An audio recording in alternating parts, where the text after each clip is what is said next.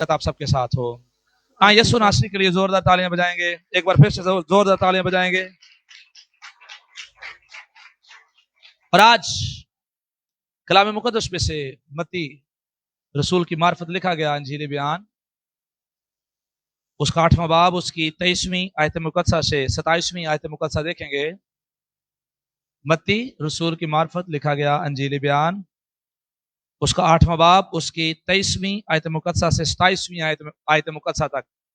मत्ती का मतलब खुदा का तोहफा या खुदा की बख्शिश, गिफ्ट ऑफ गॉड।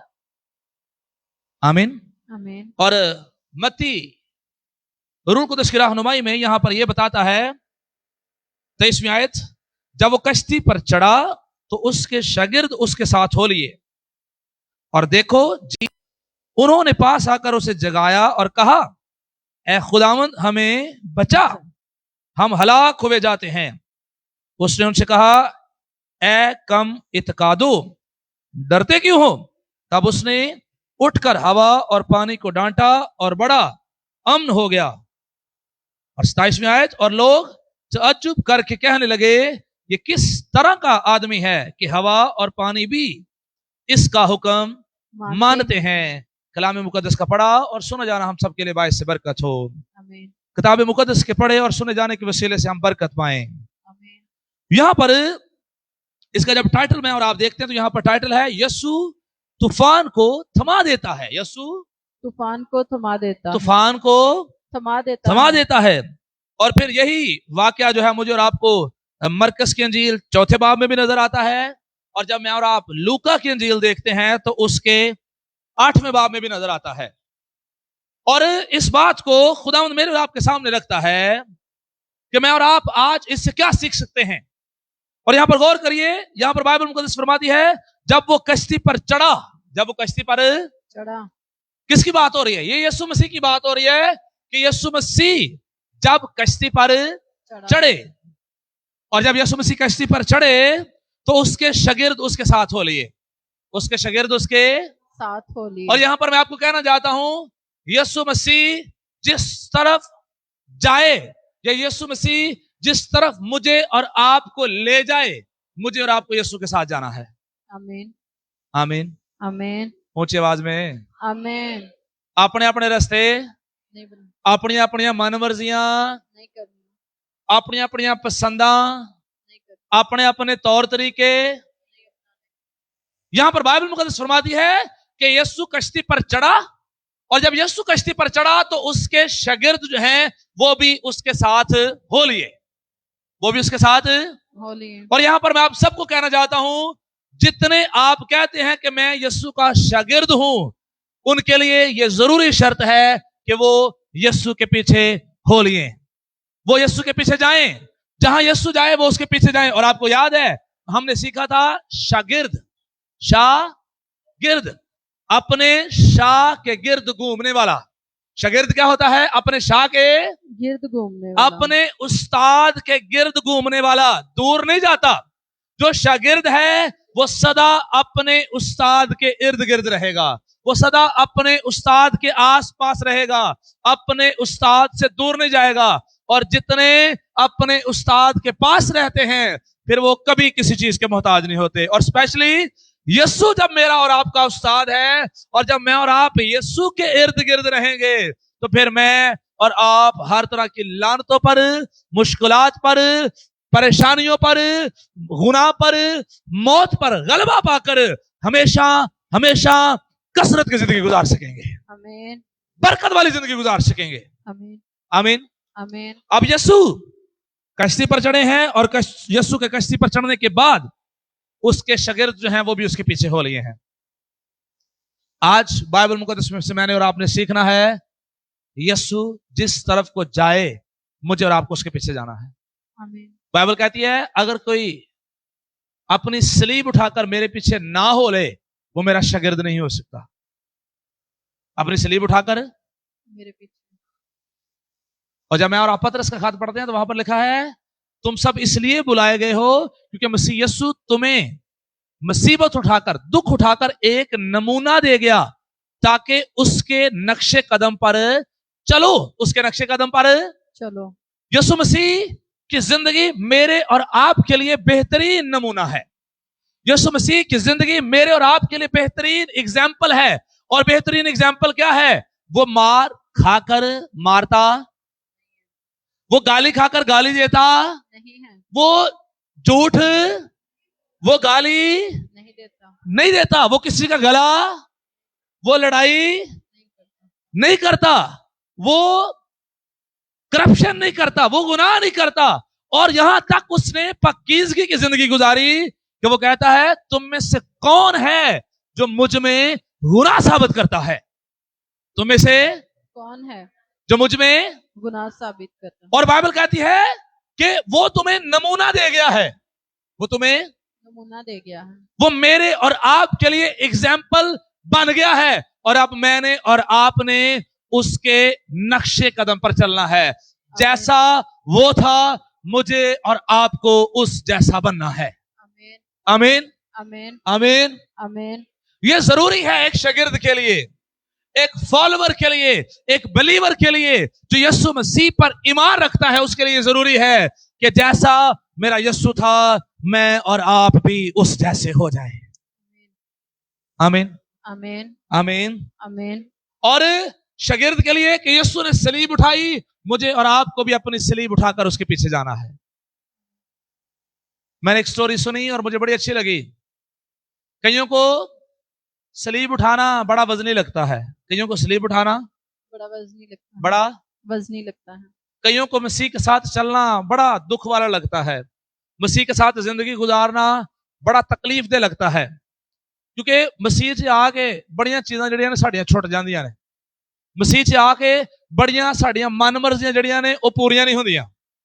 मन मर्जियां पूरियां नहीं होंदी। मतलब बहुत सारी बातों में मुझे और आपको अपनी ख्वाहिशों को मारना पड़ता है, अपनी दुनियावी बदन की ख्वाहिशों को छोड़ना पड़ता है, रद्द करना पड़ता है। और इसलिए बहुत सारे लोग जो हैं वो मसीह के पीछे चलना पसंद नहीं करते, मसीह के पीछे चलना पसंद नहीं करते, उन्हें अच्छा नहीं लगता। बस वो फॉर्मेलिटी की जिंदगी मसीह के गुजारना चाहते हैं, मसीह के साथ बस चर्च जावांगे, बाइबल पढ़ांगे, गीत भी गावांगे, लेकिन बहुत सारी गल्लां से मसीह दियां मन नहीं सकते, बहुत ज्यादा हम कलाम पर अमल कर नहीं सकते। और मैं एक शख्स के बारे में सुना सलीब उठाने के ताल्लुक से। उसने अपनी सलीब उठाई और सलीब उठाकर वो जा रहा था, सलीब उठाकर जा रहा था। और जब सलीब उठाकर वो जा रहा था तो रास्ते में जाते जाते उसने कहा कि बड़ी वजनी है, बड़ी वजनी है, वजनी है। और वो रुका और उसने रुक कर कहा बड़ी वजनी है, और उसने अपनी सलीब जो है वो थोड़ी सी नीचे से काट दी, थोड़ी सी नीचे से काट दी। और थोड़ी सी नीचे से काटने के बाद फिर उसने उठाई और फिर उठाकर वो सफर कर रहा है, सफर कर रहा है। और सफर करते करते फिर कहता है अभी भी बहुत वजनी है, अभी भी बहुत वजनी है। फिर थोड़ी सी और उसने काट दी, फिर थोड़ी सी और काट दी। और जब थोड़ी सी और उसने काट दी फिर उठाई और उठा के चल रहा है, चल रहा है, चल रहा है। थोड़ा सा और आगे गया, उसने कहा अभी भी बड़ी वजनी है, थोड़ी सी और उसने काट दी, थोड़ी सी और काट दी। और जब थोड़ी सी और उसने काट दी तो रास्ते में एक ऐसी जगह आ गई जहां से क्रॉस करना था, जहां से क्रॉस करना। और अब जब उसने वहां पर स्लीब रखने की कोशिश की तो स्लीब तो उसने काटी हुई थी, वो उसको क्रॉस ना कर पाया। और वो लोग जिनके पास बारी सलीबें थी, जिन्होंने बारी सलीबें उठाई हुई थी, जिनके पास सलीब पूरी थी, उन्होंने वहां पर सलीब रखी और उस जगह को क्रॉस करके दोबारा से उठाई और आगे चल पड़े। बहुत सारे लोग जो सलीब का दुख उठा लेते हैं, बहुत सारे लोग जो अपनी खुदी का इनकार कर लेते हैं, बहुत सारे लोग जो अपनी मन मर्जियां मारकर यीशु के शागिर्द होने के लिए उस शर्त को, उस कंडीशन को पूरा करते हुए अपनी सलीब अपने कंधों पर उठाए रखते हैं। वो दुख तो उठाते हैं, लेकिन वही लोग उन दुखों के बाद बड़ी बरकतों का तजर्बा भी करते हैं, बड़े जलाल का तजर्बा भी करते हैं, मंजिलों पर भी वही पहुंचते हैं। जो लोग आज दुख नहीं उठा सकते वो कभी कोई मंजिल पर नहीं पहुंचेंगे, वो कभी कोई मंजिल पर नहीं पहुंचेंगे। इसलिए चर्च में आपको कहना चाहता हूं, जिस रास्ते यीशु चल पड़ा है, जिस रास्ते यीशु जा रहा है, मुझे और आपको भी उसके पीछे पीछे उसके नक्शे कदम पर चलना है। आमीन। आमीन। आमीन। और आपको बताता चला जाऊं, यीशु 30 साल तक अपने वालिदैन के साथ रहा, अपने घर में रहा। और वो 30 साल जब उनके साथ रहा तो उसमें भी उसने कोई गुनाह नहीं किया था। उसमें भी उसने कोई गुनाह नहीं किया था। उसमें भी वो अपने माँ बाप का फर्माबरदार रहा, अपने बहन भाइयों के लिए एग्जाम्पल रहा, अपनी कम्युनिटी के लिए एग्जाम्पल रहा, अपने माशरे के लिए एग्जाम्पल रहा। कोई बंदा उसमें गुनाह साबित नहीं कर सकता था। और जब यीशु ये बात करते हैं कि तुम में से कौन है जो मुझ में गुनाह साबित करता है, तो इसका मतलब पता क्या है? इसका मतलब ये है कि जाओ जिन्हों मर्जी पूछ लो जाके, अगर कोई ले आ सकते हो तो ले आओ और वो आके दस दे कि ए बंदे नु मैं इस वेले गुनाह कर दिया वेख्या वे। कोई भी साबित कर नहीं सकता, क्योंकि यीशु गुनाह से मुबर्रा था। और गुनाह से मुबर्रा क्यों था? क्योंकि वो खुदा था और खुदा के अंदर गुनाह नहीं हो सकता। खुदा की जात पाक है और वो गुनाह को देख भी नहीं सकती। आमीन। आमीन। आमीन। इसलिए यीशु कहते हैं तुम में से कौन है जो मुझ में गुनाह साबित करता है, और कोई भी उसमें गुनाह साबित नहीं करता। आमीन। आमीन। और जब इंसानों की बात होती है तो इंसान तो गुनहगार है। इंसानों में कोई रास्तबाज नहीं है, सारे के सारे गुनहगार। वो औरत जो ऐन वक्त में गुनाह करती हुई पकड़ी गई, तो जब उसे यीशु के पास लाया गया, पूछा गया कि अब इसके साथ क्या किया जाए, तो यीशु जमीन पर लिखते हैं। और यीशु जमीन पर लिखने के बाद कहते हैं जिसने गुनाह नहीं किया वो इसे पत्थर मारे। जिसने गुनाह नहीं किया वो इसे पहला पत्थर। और वहां पर यहूदी लोग थे, वहां पर शरीयत के मुताबिक शरीयत को मानने वाले फकी फरीसी भी वहां पर मौजूद थे। लेकिन फकी फरीसी भी इस मेयार पर नहीं आते थे कि वो गुनहगार हों या बेदाग हों। उनके अंदर भी गुनाह था, इसलिए सारे के सारे छोड़कर चले गए। इसलिए सारे के सारे छोड़कर चले गए। और वहां पर सिर्फ एक ही खड़ा था और वो यीशु था जिसमें कोई गुनाह नहीं था। आमीन। और वो उसको कहकर ये बात कहकर कि मैं भी तुझ पर इल्जाम नहीं लगाता, दोबारा गुनाह ना करना और जा, चली जा, सलामत चली जा। यीशु मुझे और आपको सलामती देना चाहता है, लेकिन उसके बाद यीशु मुझे और आपको यह भी कहता है दोबारा गुनाह ना करना, ऊंची आवाज में, ना करना, दोबारा गुनाह ना करना। मैं आपको कहना चाहता हूं माफी इस गुनाह की नहीं मांगनी जड़ा ही गुनाह बार बार करने हैं। अही बार बार एक ही गुनाह कर रहे हैं, बार बार एक ही गुनाह करना, बार बार एक ही खता, बार बार एक ही नाफरमानी में और आप कर रहे होते हैं। आज सिखाया जाता है अगली दफा चर्च टाइम से आना में, अही अगली दफा भी लेट या फिर कहना खुदा मदा माफ कर दे। ये कहती माफी है, ये तो ही बगावत कर रहे हैं। ये तो हम बगावत करते हैं, हमने सीखा भी है, हमें पता भी है, फिर हम वैसे के वैसे ही हैं। वो गुनाह जिसका आपको पता नहीं था वो आपसे हो जाता है, खुदा माफ कर देगा। लेकिन वो गुनाह जिसका आपको पता है, जिसका मुझे पता है, और फिर मैं और आप जानबूझ के करते हैं, मैं और आप खुदा के खिलाफ बगावत करते हैं। और यहां पर यीशु कश्ती में चढ़ा और यीशु के शागिर्द उसके साथ हो लिए। और जब हो लिए तो अब यीशु भी मौजूद है, शागिर्द भी मौजूद हैं। लेकिन कश्ती में तूफान आ गया है। कश्ती में तूफान आ गया, ओ यीशु भी मौजूद है, शागिर्द भी मौजूद है, तो यीशु के मौजूद होने के बावजूद किया गया है। तूफान आ लेकिन चर्च में आपको बताना चाहता हूं यीशु आपके साथ मौजूद है, यीशु आप यीशु के साथ हैं, यीशु आपके साथ है। तूफान आ सकते हैं, तूफान सकते हैं, मुश्किलें आ सकती हैं, परेशानियां आ सकती हैं, आजमाइशें आ सकती हैं। इनसे घबराने की जरूरत नहीं है, इनसे डरने की जरूरत नहीं है। जहां पर यीशु मौजूद है तूफान तो होंगे, लेकिन यीशु अपनी कुदरत से उन्हें थमा देगा। आमीन, यीशु अपना हाथ बढ़ाएगा, यीशु हुक्म करेगा और वो तूफान थम जाएंगे यीशु के नाम में। आमीन, आमीन। आमीन। और यहां पर यह भी मैं आपको बताता चला जाऊं, यीशु के होने से तूफान आ सकते हैं, मुश्किलें आ सकती हैं, बीमारियां आ सकती हैं, लेकिन उसके बावजूद मैं और आप दूसरी मौत को नहीं देखेंगे। मैं और आप हमेशा हमेशा की जिंदगी में शामिल होंगे। और मुश्किलें क्यों अब आएंगी, तूफान क्यों अब आएंगे, परेशानियां क्यों आएंगी? क्योंकि जब मैं और आप यशाया 48 बाब उसकी 10वीं आयत मुकद्दसा देखते हैं तो वहां पर लिखा है मुश्किलें क्यों आएंगी। वहां पर लिखा है देख मैंने तुझे साफ किया, देख मैंने तुझे साफ अब खुदा है पास, यीशु मौजूद है, और उसके बावजूद अगर मुश्किल आती है तो वो किस वजह से आती है? मेरी और आपकी सफाई के लिए, मेरी और आपकी सफाई के लिए। यहां पर लिखा है, देख मैंने तुझे साफ किया, लेकिन चांदी की मानिंद नहीं, मैंने मुसीबत की कटाली में तुझे साफ किया। मैंने मुसीबत की कटाली में। कहां पर साफ किया? मुसीबत की कटाली में। फर्नेस ऑफ अफ्लिक्शन इंग्लिश में लफ्ज है। मुश्किलों की भट्ठी दे विच, किदे विच? मुश्किलों की पट्टी। क्योंकि वैसे ही मुड़दे भी नहीं ना है, वैसे ही मुर्दे भी नहीं। खुदा सानू प्यार ना कहे यार ऐ नहीं करना, तो कहने लै ऐ भी नहीं करना, ऐ भी नहीं करना।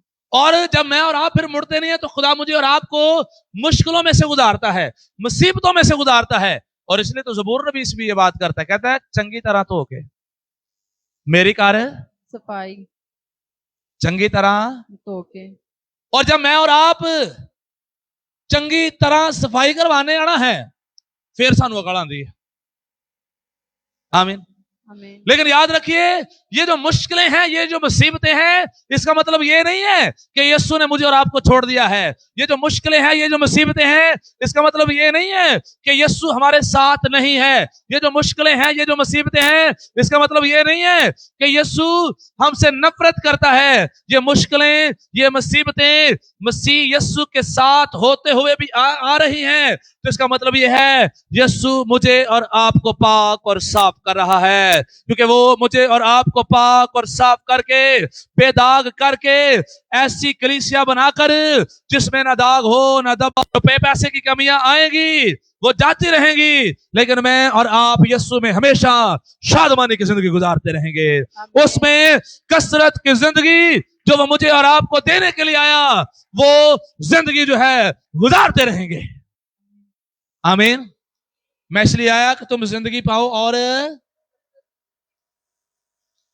अगर आपकी जिंदगी में मुश्किलें आए तो परेशानी तो नहीं है? कभी भी बंदा बीमार हो ये तो कोई डरते नहीं है, टेंशन तो नहीं है? नहीं। बीमारी क्यों आती है, परेशानी क्यों आती है, मुश्किल क्यों आती है? ताकि खुदा मुझे और आपको साफ करना चाहता है। की करना चाहता है? मुझे और आपको ऊंची आवाज में साफ करना चाहता है। कई मुश्किल आंदी, कहते खुदा तेरी मेहरबानी, मैं तो दुआ करना वा, तेरी मेहरबानी छेती छेती खत्म कर दे। बीमार हो जाए, कोई मुश्किल आ जाए, परेशानी हो जाए, खुदा मैं तो 12 घंटे की दुआ तो भी कभी छुट्टी नहीं की थी, मैं तो दया कि भी हर वेले देना वा, हर वरी देना वा, हर त्वार में भी चर्च जाना, फिर खुदा मैं क्यों बीमार हो गया वा? मैं आपको कहना चाहता हूं, जो गैर ईमानदार लोग हैं उनको देखकर अपने ऊपर रश्क ना किया करें, कि जो गैर ईमानदार हैं उन्होंने गड्डियां ने, ਜਿਹੜੇ ਦੁਆਵਾਂ ਨਹੀਂ ਕਰਦੇ, ਜਿਹੜੇ ਚਰਚ ਨਹੀਂ ਆਉਂਦੇ, ਉਹਨਾਂ ਦੇ ਘਰ ਵੀ ਵੱਡੇ ਨੇ, ਉਹਨਾਂ ਕੋ ਆਪਣੇ ਘਰ ਨੇ, ਉਹਨਾਂ ਦੇ ਬੱਚੇ ਵੀ ਸਾਰੇ ਇੰਨੇ ਜ਼ਿਆਦਾ ਨੇ, ਠੀਕ ਹੈ, ਉਹਨਾਂ ਦੇ ਕੋਲ ਕੰਪਨੀਆਂ ਨੇ, ਉਹਨਾਂ ਦਾ ਕਾਰੋਬਾਰ ਵੀ ਬੜਾ ਅੱਛਾ ਚੱਲਦਾ ਪਿਆ। ਉਹਨਾਂ ਨੂੰ ਵੇਖ ਵੇਖ ਕੇ ਆਪਣੇ ਆਪ ਨੂੰ ਕੋਸਿਆ ਨਾ ਕਰਿਆ करो। खुदा मुझे और आपको मुसीबत की कटाली में इसलिए डालता है ताकि मैं और आप पाक और साफ हो जाएं, और मैं और आप पाक और साफ हो जाएंगे तो मैं और आप उसकी बादशाही का हिस्सा भी हो जाएंगे। और बाइबल कहते हैं जिस तरह तुम्हारा बुलाने वाला पाक है, तुम भी अपने सारे चाल चलन में क्या बनो? और पाक बनाने के लिए वो मुझे और आपको मुसीबत की गटाली में से गुजारता है। आमीन। मुझे और आपको पाक करने के लिए वो मुझे और आपको मुसीबत की गटाली में से गुजारता है। अगर वो मुझे और आपको मुश्किल में ना डाले, अगर वो मुझे और आपको मुसीबत में से ना गुजारे, मैं और आप कभी भी नहीं सुधरेंगे। मैं और आप कभी भी नहीं सुधरेंगे। इसलिए जब मैं और आप मुश्किलों का शिकार हो, जब मैं और आप कमजोरियों का शिकार हो, तो मैं आपको कहना चाहता हूं, दो बातें आपने हमेशा याद रखनी है। जब आप पर मुसीबत आए, मुश्किल आए, तो सबसे पहले आपने खुदा को यह कहना है, खुदावंद अगर कोई गलती हुई है तो माफ कर दे। आमीन। आमीन। मुसीबत आए, मुश्किल आए तो यह नहीं कहना खुदावंद के जलाल आस्ते हुए, हाँ खुदावंद के जलाल के लिए भी है, लेकिन पहले खुदा के हुजूर में यह इकरार करना है, अगर खुदा कोई गलती हुई है तो माफ कर। मैं ऑनेस्टली बताऊं, जब कभी बच्चे बीमार हो जाए, कभी कुछ साल से बीमार एक दफा हो ही जाते हैं, तो बच्चे बीमार हो जाए तो मैं कहना हमें शायद तौबा की जरूरत है। कोई हमसे गलती हुई है, और अगर गलती हुई है तो खुदा माफ कर दे, खुदा माफ कर दे। अभी पिछले दिनों जो है ना बीमार है, सर्दी लगी हुई है, हाले नॉर्मल लग जाती है बच्चों को, लेकिन हम दुनिया के लोगों की तरह नहीं देखते। असि कहने लग गई सर्दी तो लग गई, खैर ही है। मैं कहता हूं हमारी किसी गलती की वजह से हो सकती है। और मैं किरण को कह रहा था तौबा की जरूरत है हमें। किसकी जरूरत है? तौबा की जरूरत। पहले तौबा। अगर खुदा की गलती हुई है तो हमें माफ कर दे, हमें माफ कर दे। माफ कर दे। और जब मैं और आप पहले माफी मांगेंगे तो अगर वाकई हमसे कोई गलती हुई होगी तो खुदा हमें और हमारी औलाद को छुटकारा दे देगा। आमीन। आमीन। और फिर दूसरे नंबर पर, खुदा अगर तू मुझे साफ करने के लिए, अगर तू मुझे पाक करने के लिए, अगर खुदा तू मुझे अपने कलाम के मुताबिक डालने के लिए मुसीबत लेकर आया है तो खुदा मन तेरा शुक्र है। आमीन। आमीन। मुश्किल आए तो पहली गल की करनी है खुदा दे नाल, खुदावन मुझे माफ कर दे। मुआफ कर दे। और कोई गलती खता हुई है तो क्या कर दे। और दूसरी बात क्या करनी है, खुदावन तेरा शुक्र हो कि तू इस मुश्किल में से मुझे गुजार कर मुझे पाक और साफ करना चाहता है। आमीन। और जब ये दो बातें मैं और आप हमेशा याद रखेंगे तो मैं और आप लानतों मुसीबतों पर गलबा भी पालेंगे और मैं और हमारी नस्लें जो हैं वो भी सदा बाबरकत रहेंगी। अब यस्सु कश्ती में मौजूद है और क्या आया है? तूफान। यस्सु घर में मौजूद होगा, फिर भी मुश्किलें हो सकती हैं, लेकिन परेशान होने की जरूरत नहीं है। मैं और आप हलाकत का शिकार नहीं होंगे। मुश्किलें रहेंगी लेकिन मैं और आप हलाक नहीं होंगे। यस्सु जब आएगा हवा में उड़कर उसका इस्तकबाल करेंगे और हमेशा हमेशा के लिए उसकी बादशाही में शामिल हो जाएंगे। आमीन। आमीन। आमीन। यस्सु के होने का ये फायदा है, यस्सु के होने का यही फायदा, ये फायदा है कि मुश्किलें सदा भी नहीं रहेंगी। ऐसी गल याद रखनी है, अगर यस्सु आपके साथ है तो सदा मुश्किलें नहीं रहेंगी। कई सारी जिंदगी मुश्किलें चलेंगे नहीं, कहते ने यस्सु ना बड़ा मैं पक्का वा। नहीं, यस्सु सदा मुझे और आपको मुश्किलों में नहीं देखना चाहता। यस्सु मुझे और आपको आजमाता जरूर है। यस्सु मुझे और आपको थोड़ी देर के लिए मुसीबत में गुजरने देता है। यस्सु मुझे और आपको थोड़ी देर के लिए मुश्किल में से गुजारता जरूर है और उसका पर्पस ये होता है कि मैं और आप पाक और साफ हो जाएं, मैं और आप दुरुस्त हो जाएं। लेकिन मैं और आप अगर सदा ही मुसीबतों में हैं, सदा ही अगर मुश्किलों में हैं, तो फिर खुदा का मसला नहीं है, फिर साडा मसला है कि असि बदल नहीं रहे। समझ आ रही है बात की? अगर मैं और आप पिछले 5, 10 साल से 15 साल से मुसीबत का शिकार हैं, मुश्किल में ही हैं, खुदा का मसला है, मेरा मसला है? हमारा मसला है। किसका मसला है? मेरा मसला है। मेरा मसला है। अगर पिछले 15-20 साल से मेरे मसले नहीं हल हो रहे, मेरे घर के हालात ही नहीं सेट हो रहे, मेरा कारोबार ही नहीं सेट हो रहा, मेरी जॉब ही नहीं सेट हो रही, मेरे घर के माशी हालात जो हैं वो ही नहीं सेट हो रहे, तो फिर खुदा का मसला नहीं है, फिर मेरा मसला है कि मैं और आप कहीं ना कहीं पर गुनाह कर रहे हैं, नाफरमान हैं। इसलिए खुदा हमारे हालातों को मौका नहीं दे रहा कि वो बदलें और खुशहाली हमारे घर के अंदर आए। इसलिए मुझे और आपको तौबा करनी है कि खुदा मैं तौबा करता हूं जो मैं गुनाह कर रहा हूं, मैं अपनी रविश बदलता हूं, मैं मुड़ना चाहता हूं और मैं और आप मुड़कर अपनी रविश बदल कर खुदा के हुजूर से बरकतों को पा सकते हैं। और खुदा का बंदा दाऊद इस बात को कहता है मैं मन्नागा अपने गुनाह ते कसूर। आज हमें से बहुत सारे लोग हैं अपने गुनाह अपनी खतावां मनने को तैयार नहीं, अपने खतावां अपने गुनाह मनने को तैयार नहीं। वो बस कहते ने नहीं है ते अंजे, नहीं है ते अंजे, नहीं है ते अंजे, एवें में और इंज कह कू के वो अपने गुनाहां ते पर्दा पा लेंदे ने, अपने आप को खुश कर लेंदे ने, अपने आप को सैटिस्फाइड कर लेंदे ने कि लो नहीं मैं तो गुनहगार नहीं हूं, मैं ठीक हूं, मुझसे कोई खता नहीं हुई, मैं मन्नागा अपने गुनाह ते कसूर। आमीन। और यीशु जब साथ होगा, यीशु मेरे और आपके लिए तूफान जो है वो थमाता रहेगा। और फिर आगे यीशु सो रहे थे कश्ती में क्योंकि बदनी हालत में थे और बदनी हालत की वजह से वो सो रहे थे। वैसे तो खुदा का शुक्र हो, हमारा खुदा ना सोता है ना ऊँघता है, तेरा राखा ना कदी उंगलावे ते तेरे रब नू नींदर भी ना आवे। मेरा और आपका खुदा ना सोता है ना ऊँघता है, बल्कि उसने मेरी और आपकी सूरत अपनी हथेली पर खोद रखी है और वो हर वक्त मुझे और आपको देखता रहता है। आमीन। हम सोते हैं वो जागता है। आमीन। आमीन। हम सोचते भी नहीं हैं वो मेरे और आपके लिए काम कर रहा होता है।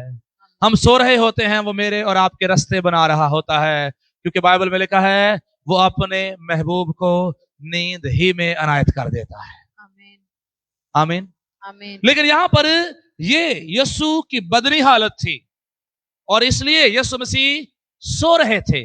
और जब यीशु को जगाया जाता है तो यीशु उनको कहते हैं ए कम इत्कादो, डरते क्यों हो? मैं आपको कहना चाहता हूं, जब आपको पता है कि यीशु आपके साथ है, जिन्हें मर्जी तूफान आन, जिन्हें मर्जी तूफान डरना नहीं है, डरना नहीं है, अपना ईमान कम, नहीं है। आपको लगे कि आपका दिवालिया हो चला है, आपको लगे कि सब कुछ उजड़ गया है, और आपको अगर लगता है कि यीशु मेरे साथ है, तो ईमान ना कही जाना है कि नहीं, खुदा फिर से मुझे बरकत बख्शेगा। आमीन। मैं गिर गया हूं, खुदा फिर से अपने बंदे को दोबारा से उठा खड़ा करेगा।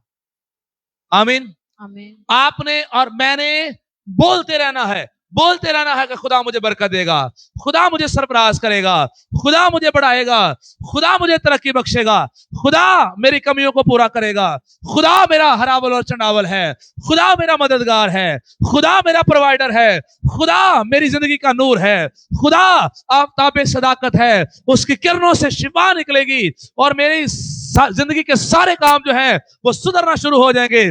मैंने और आपने बोलते रहना है और अपने ईमान को कम नहीं होने देना। और जब मैं और आप ईमान पर खड़े रहेंगे, ईमान में डटे रहेंगे, मेरे और आपके लिए बरकत, खुशहाली, सरफराजी और तरक्की जो है वो आना शुरू होगी और खुदा मुझे और आपको बहुत सारी मंजिलें जो है वो देना शुरू कर देगा। आमीन। मैंने और आपने लिपट जाना है, अपने ईमान को कमजोर होने नहीं देना, अपने ईमान को टूटने नहीं देना। जो आपके ईमान का जहाज है ना, वो कभी नहीं टूटना चाहिए। बाइबल का फरमा दिया है बथेरों के ईमान के जहाज जो है वो गर्क हो गए, लेकिन मैंने और आपने अपना ईमान का जहाज जो है वो कभी टूटने, कभी गर्क होने नहीं देना। ईमान की बुनियादों पर मैंने और आपने सदा खड़ा रहना है। कोई गाल नहीं, ऐसा साल नहीं, अगले साल खुदा कर देगा। आमीन। कोई गाल नहीं, अगले साल नहीं, उस तो अगले साल खुदा कर देगा, लेकिन एक वक्त आएगा खुदा जरूर मेरे और आपके लिए करेगा।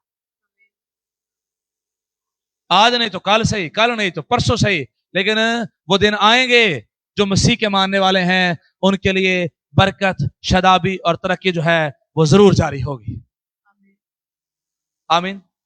ए काम इत्कादो, क्यों डरते हो? ए काम इत्कादो, क्यों डरते हो? क्या आप डरते हैं? देखो डरने डरते हैं। मैंने और आपने अपना ईमान कमजोर नहीं होने देना। मुश्किलें बढ़ती जा रही हैं, कोई मसला नहीं है। तकलीफें बढ़ती जा रही हैं, कोई मसला नहीं है। हालात मुश्किल से मुश्किल होते जा रहे हैं, कोई मसला नहीं है। यीशु के साथ लिपटे रहिए, वो मुझे और आपको अपने वक्त पर जरूर बरकत देगा। आमीन। बस खुदा के कभी हाथ के नीचे फरोतनी से रहो ताकि वो तुम्हें वक्त पर सर बुलंद करे। और बाइबल मुकद्दस वाइज की किताब जब पढ़ते हैं तो वहां पर लिखा है हर एक चीज का जो आसमान के नीचे और जमीन के ऊपर होती है एक वक्त है, और जो मेरी और आपकी सरफराजी का वक्त है, जो मेरी और आपकी बरकत का वक्त है, जो मेरी और आपकी तरक्की का वक्त है, उस पर मेरे और आपके लिए जरूर होगा जो खुदा ने मेरे और आपके लिए ठहराया है। आमीन। आमीन। इसलिए मैंने और आपने कम इत्काद, लेकिन यहां पर शागिर्दों को जब मैं और आप देखते हैं, शागिर्द यीशु ना रहंदे सन, इन्हें बड़े बड़े वड्डे मौजे भी देखे सन, लेकिन जब तूफान को देखा तो इन्हें लगा कि हम मर जाएंगे। आज आप जितने कह रहे हैं नहीं नहीं नहीं यही नहीं, डरांगे। आप भी जब मुश्किलों को देखेंगे, आप भी जब मसाइल को देखेंगे, आप भी जब मुसीबतों में से गुजरेंगे, आपका ईमान जो है वो भी खराब हो सकता है, आप भी ईमान से हट सकते हैं। लेकिन मैं आपको इनकरेज करना चाहता हूं चर्च, अपने लिए दुआ किया करें, खुदा मेरा ईमान सदा तुझ पर कायम रहे। आमीन। मेरा ईमान कभी ना डोले, दिन जिस तरह के मर्जी हो, मेरा ईमान सदा तुझ पर कायम रहेगा। तो मुझ में कायम रहे और मैं तुझ में कायम रहूं, और जो यीशु में कायम रहेगा वो सदा फल लाता रहेगा। आमीन। आमीन। और फिर यीशु ने जब डांटा तो हवा और पानी जो है वो थम गए। हवा और पानी थम गए। तूफान थम गए। गया और अमन हो गया। और बाइबल मुकद्दस फरमाती है और लोग तज्जुब करके कहने लगे कि ये किस तरह का आदमी है कि पानी भी इसका हुक्म मानते हैं। यही तो मेरे और आपके यीशु की शान है कि पानी, फिजाएं, जमीन, चरिंद, परिंद, दुनिया की सारी मखलूक जो है उसकी कारागरी है, उसके हाथ की, उसके मुंह की कारागरी है, और वो उसके आगे घुटने टेकते हैं और उसका हुक्म मानते हैं। आमीन। आमीन। आमीन। आमीन। मैं सन ऑफ गॉड मूवी देख रहा था और मुझे बड़ी अच्छी लगी। पतरस जब मछलियां ना पकड़ पाए तो उन्होंने कहा कि खुदावंद हमने सारी रात मेहनत की है और कोई मछली हाथ नहीं आई। कोई मछली हाथ नहीं आई। तो यीशु कहते हैं गहरे में ले चलो। दिन का वक्त है और दिन को मछलियां पकड़ना बहुत मुश्किल है। दिन को मछलियां पकड़ना बहुत मुश्किल है। बहुत मुश्किल है, क्योंकि धूप की वजह से मछलियां जो है वो नीचे गहराई में चली जाती हैं और अब मछलियां पकड़ना मुश्किल है। लेकिन यीशु कहते हैं गहरे में ले चलो, और गहरे में ले गए और यीशु कहते हैं मेरे कहने पर जाल डालो। और वो कहते हैं यीशु अब तेरे कहने पर जाल डालते हैं, अब तेरे कहने पर जाल। और जब यीशु के कहने पर जाल डालते हैं तो सन ऑफ गॉड मूवी देख रहा था, और जब मैं सन ऑफ गॉड मूवी देख रहा था तो उसमें मैंने एक सीन देखा और वो बड़ा खूबसूरत था। यीशु ऐसे पानी में होकर अपना मुंह करते हैं और ऐसे उसमें हाथ मार रहे होते हैं, ऐसे उसमें हाथ मार रहे। और मैं उससे ये मैसेज ले रहा था कि जब यीशु पानी में हाथ मार रहे हैं और जब यीशु का चेहरा मुबारक जो है पानी के अंदर है, तो जब मछलियों ने देखा है उन्होंने कहा हमारे बनाने वाला जो है वो आया है, और सारी की सारी मछलियां इकट्ठी होकर वहां पर आ गईं और जाल इस कदर भर गए कि फटने लगे। हले इस तो बड़े भी जाल होंगे तो वो भी भर जाने सन, लेकिन जितने जाल थे वो ओवरफ्लो हो गए। क्यों?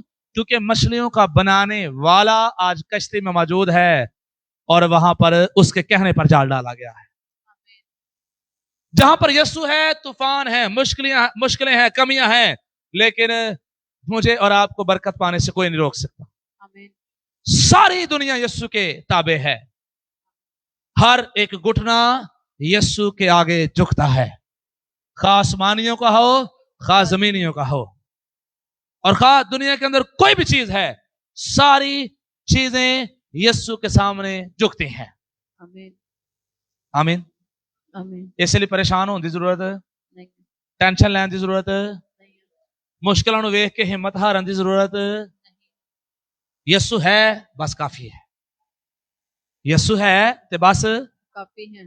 बीमारियां रहनियां ने सी इंसान असी इंसान। आप देखें हम कहते हैं बीपी हो गया, तो बीपी यीशु ने नहीं करवाया। ਜਿਹੜੀ ਘਿਓ ਵਾਲੀਆਂ ਰੋਟੀਆਂ ਚੋਪੜ ਚੋਪੜ ਕੇ ਖਾਣਾ ਹੈ ਨਾ ਉਹਦੇ ਨਾਲ ਹੋਇਆ ਵੇ।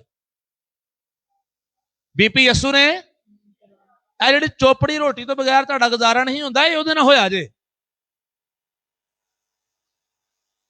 ਅਸੀਂ ਕਹਿੰਦੇ ਸ਼ੂਗਰ ਹੋ ਗਈ, ਮੈਂ ਦੁਆ ਵੀ ਕਰਨਾ ਹਾਂ ਫੇਰ ਵੀ ਸ਼ੂਗਰ ਹੋ ਗਈ। ਇਹ ਜਿਹੜਾ ਮਿੱਠਾ ਖਿੱਚੀ ਜਾਂਦੇ ਹੋ ਅੰਨੇ ਵਾਹ, ਇਹ ਉਹਦੀ ਵਜ੍ਹਾ ਤੋਂ ਹੋਇਆ ਜੇ। ਇਹ ਯਿਸੂ ਦੀ ਗਲਤੀ ਨਹੀਂ ਹੈ, ਤੁਹਾਡੀ ਆਪਣੀ ਗਲਤੀ ਹੈ। आमीन। आमीन। ऊंची आवाज में आमीन। अही कहना लो मेरे गुर्दे निकल चले ने हैं, गुर्दे फेल हो गए ने, तू ही पानी नहीं हो पींदे। आपने अपनी किडनीज की केयर नहीं की, ये यीशु की गलती नहीं है, ये आपकी दुआ का मसला नहीं है, ये आपकी खराबी थी।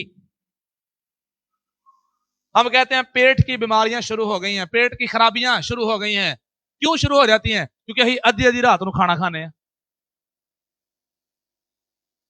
डॉक्टर कहते हैं एक सेहतमंद जिंदगी गुजारने के लिए आपको शाम को 7 बजे के बाद 8 बजे के बाद खाना नहीं खाना चाहिए। 7 बजे के बाद 8 बजे के बाद अगर आपने कुछ खाना भी है तो हल्की फुल्की कोई चीज खाओ, बस रजन वाला काम ना करो। जो रजन वाला काम है उन्हें बीमारियां पैदा करनियां ने। सिर्फ हल्का जिहा गुजारा करो, कोई सेहतमंद चीज खाएं और आप सदा सारी जिंदगी सलामत रहेंगे। कोलेस्ट्रॉल लेवल नॉर्मल रहेगा, बीपी लेवल नॉर्मल रहेगा, शुगर लेवल नॉर्मल रहेगा, दिल दी बीमारियां नहीं होण गया। तो हम कहते हैं खुदावंद मैं दुआ भी की फिर बीमार हो गया, दुआ की अपनी रोटी भी ठीक करनी सी। आमीन। आमीन। जो खाना चाहिए था, जितना खाना चाहिए था वो भी ठीक कर लेते, आपको नहीं मसला होता। अं दुआ करी जाने, नाल अन्ने वा खिंची जाने, नाल अन्ने वा, फिर कहना मैंने दुआ करना, हाँ पता नहीं मेनू क्यों मसला हो गया वे, इन्नी दुआ करना, हाँ पता नहीं क्योंकि मैं सही से चलता नहीं था, मैं सही से खाता नहीं था, मैं सही से वॉक नहीं करता था, एक्सरसाइज नहीं करता था, इसलिए ये हो गया। खुदा का मसला नहीं है, मेरा और आपका मसला है, मेरा और आपका। मैं आपको कहना चाहता हूं हेल्दी डाइट लें, आमीन, ताकि कल यसू नूं गल्लां खुदावंद मैं दुआ करना हाँ तो फिर मेरा बीपी ना चढ़ा हड़िया। आप यकीन नहीं करेंगे, मुझे भी बीपी होता था, और अब हुआ क्या है, एक सादी सी चीज समझने की कोशिश की, कोलेस्ट्रॉल लेवल बढ़ रहा था, और जब कोलेस्ट्रॉल लेवल बढ़ रहा था, अब कैसे बढ़ गया, हमारी डाइट की वजह से, कि वाली रोटियां खाई जाना ये वो, अब बहुत कम है, बहुत कम है, और अब बीपी लेवल, कोलेस्ट्रॉल लेवल जो है वो ओके है।